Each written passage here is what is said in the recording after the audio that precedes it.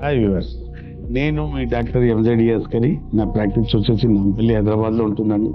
గత 30 సంవత్సరాల నుండి నేను సంతానలేమి సమస్యలు, అంగస్తంభన సమస్య, శీఘ్రస్ఖలన సమస్య, అంగం సైజుని బట్టి కొన్ని సమస్యలు ఉంటాయి. ఆ సమస్యలకు చూస్తుంటానండి, పరిష్కారం మీకు ఉంటుంది. ఇవాళ నా టాపిక్ వచ్చేసి వీర్యం. ఒక్కసారి మనం భార్యతో కలిస్తే ఎంత వీర్యం బయటికి రావాలంటే 2 ml టు 5 ml బయటికి రావాలి. ఆరోగ్యంగా ఉన్నాం అనుకోండి 5 ml బయటకు వస్తుంది. మనకు అంత ఆరోగ్యం లేదనుకోండి 2 ml అయినా రావాలి. 1 ml 1.5 ml వస్తే మీకు సమస్య ఉన్నట్టు. వీర్యం క్వాంటిటీ తగ్గిపోయిందండి.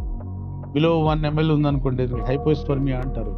యునాని సైన్స్ ఏం చెప్తుందంటే వీర్యం క్వాంటిటీ తగ్గిపోయింది, మోతాదు తగ్గిపోయింది అంటే వీళ్ళు మగతనం, మగశక్తి తగ్గుతుంది. వీర్యం పల్సగైపోయినా, వీర్యం విచక్షతనం కోల్పోయినా, వీర్యం మోతాదు తగ్గిపోయినా వీళ్ళు మగతనం తగ్గుతుంది. యునాని చెప్తుంది మగతనం తగ్గినా వీర్యం తగ్గుతుంది, వీర్యం తగ్గినా కూడా మగతనం తగ్గుతుంది.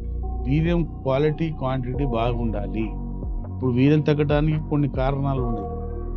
వీర్యం తగ్గడానికి కారణాలు ఏంటంటే చాలా రోజులు కొందరు సెక్స్ చేయకపోవడం వల్ల కూడా వీర్యం తగ్గుతుంది.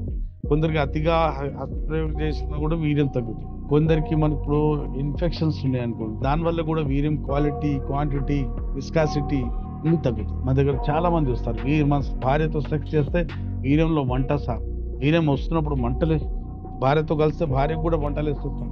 సుఖ వ్యాధులు, వీర్యం వైట్గా ఉండాలి, దాంట్లో కొంచెం కలర్ మారినా కొంచెం ఇబ్బందులు ఉన్నట్టే, కొంచెం రెడ్డిష్ కలర్ వస్తున్నా, ఎల్లో కలర్ వస్తున్నా దాంట్లో ఇన్ఫెక్షన్ ఉన్నట్టే.